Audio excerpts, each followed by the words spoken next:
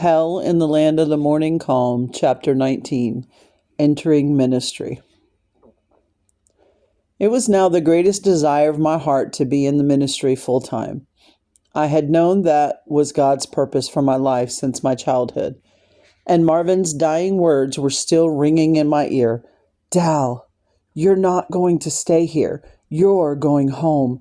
I want you to promise me that you will get out of the army and that you will go to the multitudes of people all over the world and tell them just like you told me how to find this wonderful Jesus.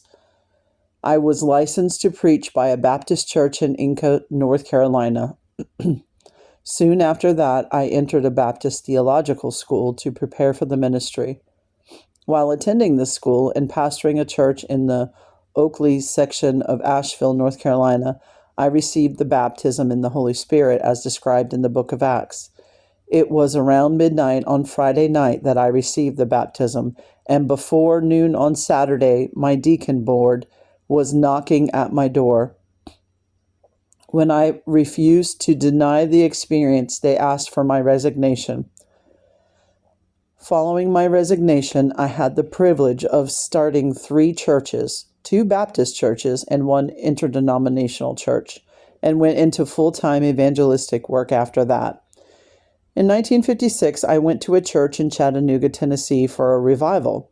While preaching at this church, I noticed a young lady who came in late down the center aisle. She had a great smile and beautiful eyes. As I watched her coming into the church, I said, "There comes my rib."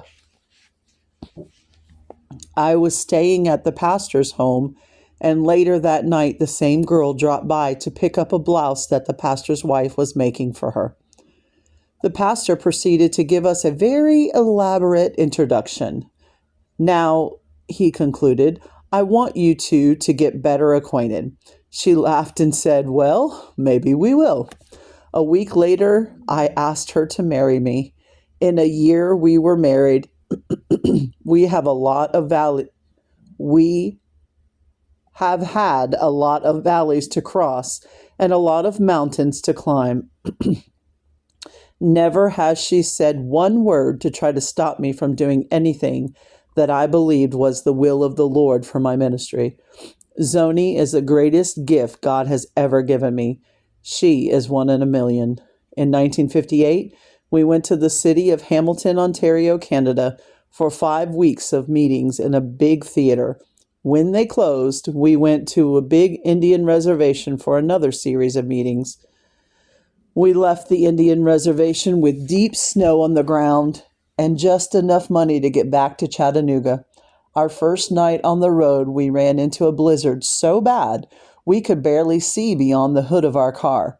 We had no choice but to stop for the night in a little town in upstate New York. I came out of the hotel the next morning to find our car and utility trailer completely covered in snow. I dug them out and we started again for Chattanooga.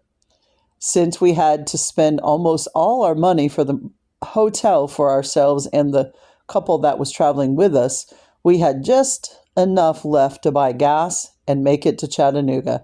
I drove 3 days and nights on ice and snow to get there. We were young and I had no idea what this would mean. Zoni was with child and should not have made such a trip. I didn't know this at the time. Shortly after arriving in Chattanooga, she lost the baby.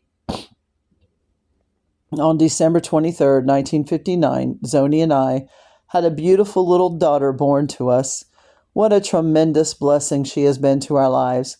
She is now married to a fine young man that Zoni and I love as our very own son. Larry and Nancy have given us a fine, handsome grandson, Larry III. Needless to say, we adore him and have discovered the joy of being grandparents. End of chapter 19.